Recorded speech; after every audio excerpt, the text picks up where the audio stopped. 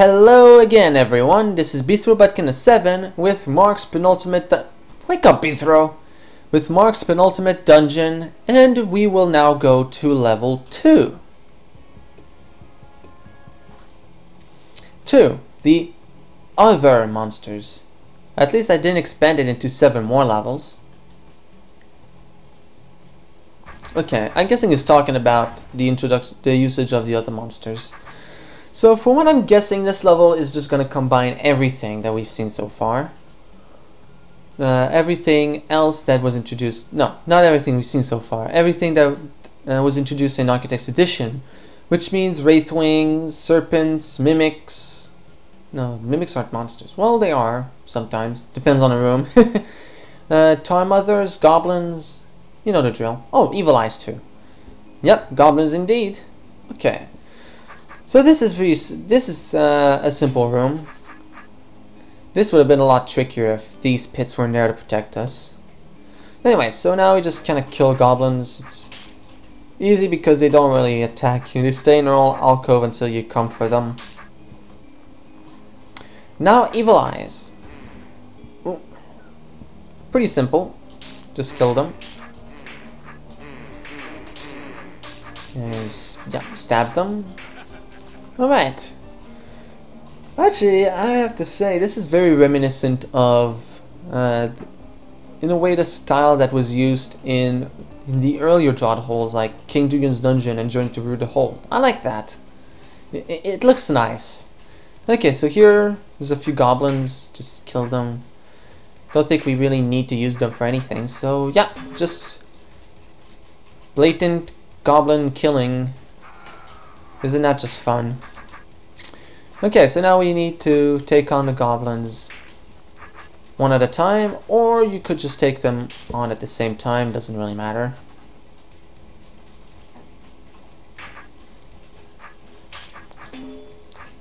Actually, the funny thing is, back in the Architect's Edition days, people used to consider taking on 2 goblins at once as something that was really difficult.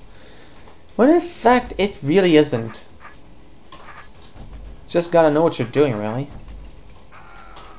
Okay, so I want to face this way so that I can, Alright, so here the problem is that the goblins are... Okay, I can... No, I can't do that. No, well, I could face this way. Yeah, definitely. Okay, so now... Put them in this little area.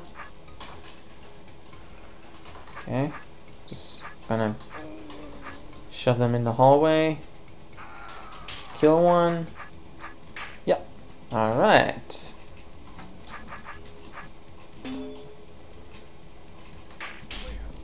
Excellent. So, yeah, this was a simple goblin killing room. Ooh, there's tar and a brain. Let's go south. What's over here, I wonder? Oh, it's a way back. Okay. So wait, I was led to believe that there was going to be stuff about... Oh, the other way. I didn't even see that. Okay, so tar and brains. I'm gonna go with tar. I like tar. Lots of people hate tar, but not me. I like tar. Oh, I want to kill the... No, we don't have to. I'll come back for it later. Okay, so what is this? Right, so there's a tar mother. She's gonna make tar grow, and basically what I want to do is not have that happen.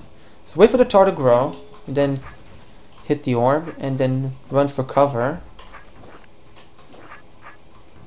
No, we don't have to run for cover. We can stay there and kill them. Whatever works.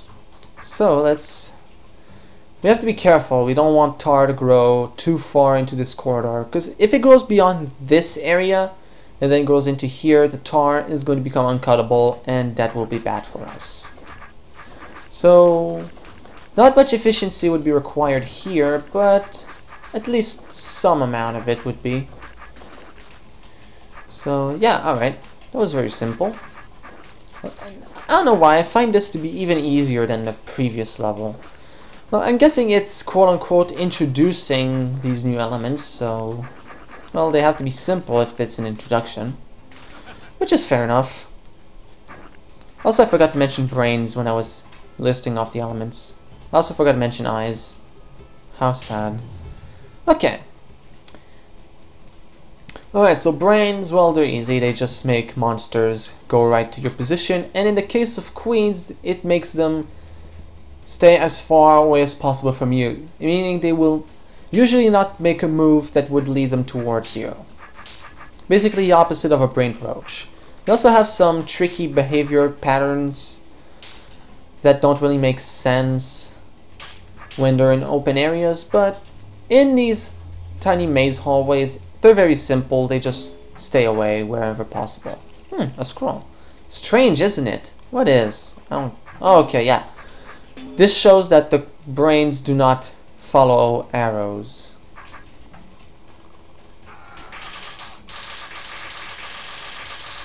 Which is strange, yes, but there are stranger things. I think they don't even take in consideration scrolls, which is even weirder.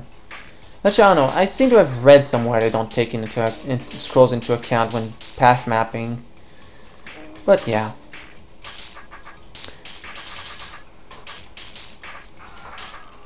Alright, so... Right. So we just make our way through the hordes of roaches towards the... Oh yeah, while I'm explaining all the monsters, the goblins we saw earlier, they just avoid your sword and they're clever little guys. And you need to maneuver them so that they don't get in your back. Because if a goblin gets in your back, you're usually not getting away from that. Okay, so that's the introduction for the brain. Now we just go around this way. Now we will have an evil eye room. Yep. Evil eyes are simple. They just stay still until you enter the line of sight, and when you do, they will start following you. And when they start following you, they're basically just like roaches. Basically, they're sleeping roaches, basically. Or attentive roaches. Like a roach with a pair of goggles just sitting there waiting for someone to enter directly in their line of sight. The image of a roach holding goggles is just silly. Who can you imagine? Anyway, so...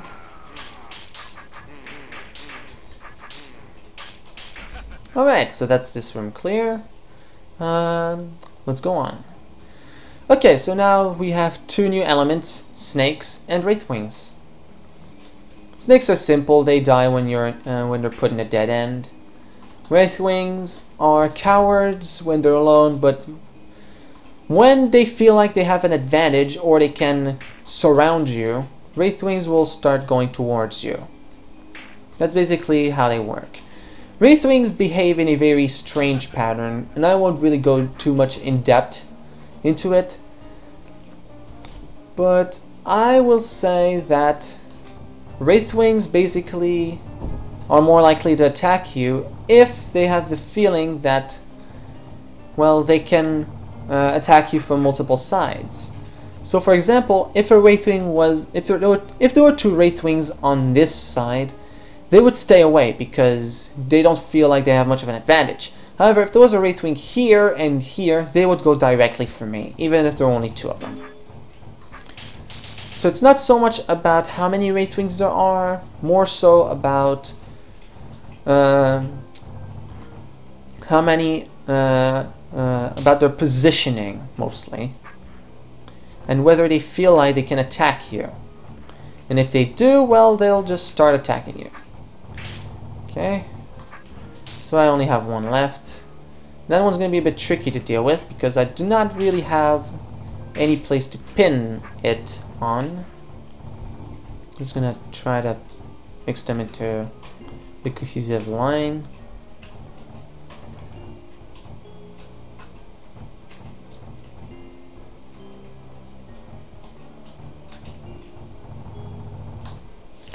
Okay, so this is kind of difficult because Wraith Wings run away from you and they can fly over pits.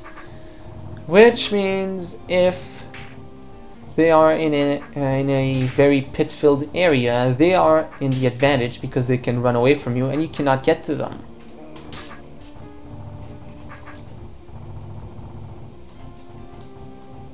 Which makes them very tricky to contend with.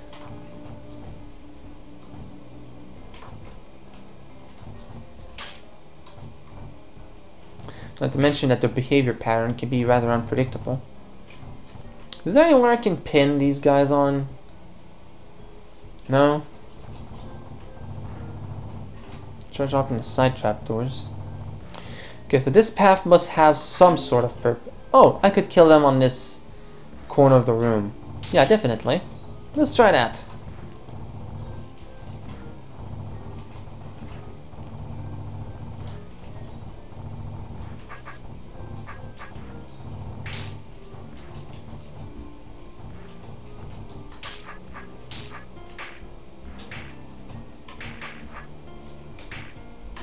Okay, I want to try to get the ones over there to come after me.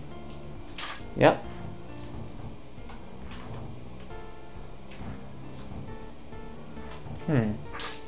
So now this last one I want him to come towards me. It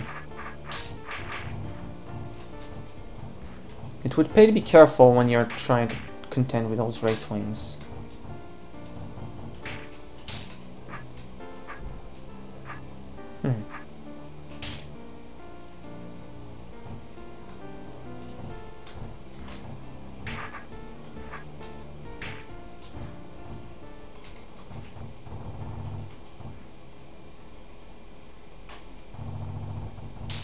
Alternatively, I don't even need to go through all this trouble. I can... Oh wait, yeah, they're on that side of me. Okay. Alright, so if I get them in a position where they'll want to come towards me, I can thin out their numbers and try to maneuver them into wanting to go... Yeah, like that. So now just keep doing that. Oh, wait.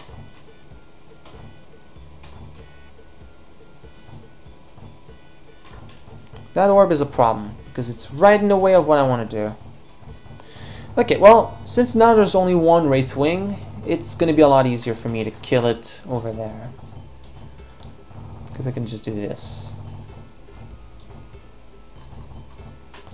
Okay, let's face this way. Yes! Alright, that was tricky enough. Wait, I don't have a way back. Okay, what if we don't do the thing I did up until the orb? Yeah, because I kind of need a way back. Right, so let's make our way over here.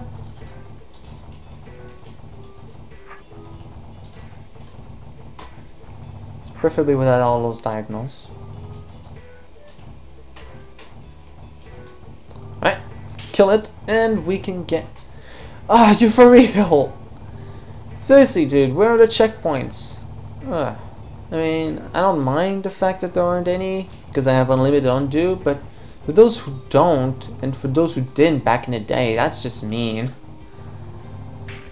Even if unlimited undo is not a thing, I say, architects, you should put checkpoints. Because not only is it good for people who don't want to have unlimited undo for whatever reasons they have, but it's also a useful point of restore, because undoing back to the point where we were at is just kind of tedious at times, and sometimes it's easier to just push restart. Okay, so what we don't want here. Sorry, I was caught in a bit of rambling. Yeah, checkpoint. Okay, so we want the two snakes to be here and here at the same time as I hit this. This seems confusing and annoying because of the way snakes work. Because snakes have a very unpredictable way of moving. Basically, every 5 turns their preference will change from horizontal to vertical.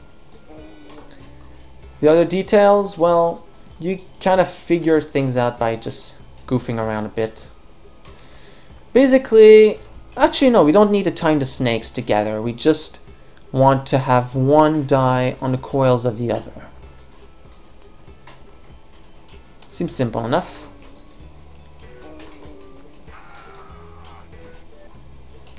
A lot of the knowledge I have on snakes was pretty much learned through experience, more or less.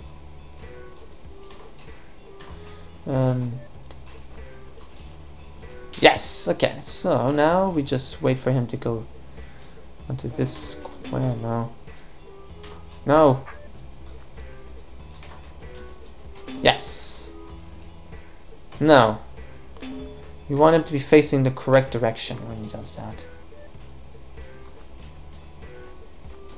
Like that. Okay, so that clears this room. And a level. Okay, since this one was rather short and easy, I'll do another part. Because as it turns out, the previous part I recorded was really short compared to my more recent videos. Well, I don't know, there might be more puzzles. There are more puzzles. Joy. My throat is sore. Okay, let's see here. There's a trapdoor here. Once we drop it, the queens will be opened. This orb will be opened. I have access to this and that. Wait, what? Hold on. Are you for real? Okay, yeah, Tar can also have stuff underneath it. That can be annoying. Okay. So anyway, yeah, let's go for the trapdoor. Now we have tar babies and roaches going towards us, and I forgot to mention tar babies act pretty much like roaches, but you probably already noticed that from, well, seeing them act like that. I don't know why I'm doing this tutorial on the elements. Maybe because the game itself is, the hold itself is, I should precise. Right, okay, I want to hit this next. Make my way up there. If it starts spawning babies here, it will be a lot more tougher to contend with. Okay, you can stop that. Okay, so let's just cut through the tar. Yeah, we want to hit that orb first because there's yellow doors under the tar stuff. Oh, okay. Yeah, tar can be helpful sometimes. If you're dealing with an onslaught of enemies, tar can cut them out of your way. That could be useful. Didn't you turn those on? Hold on. Oh, it. Oh, that's mean. Okay. Okay, now the tar mother is dead, so we will only have to deal with what remains.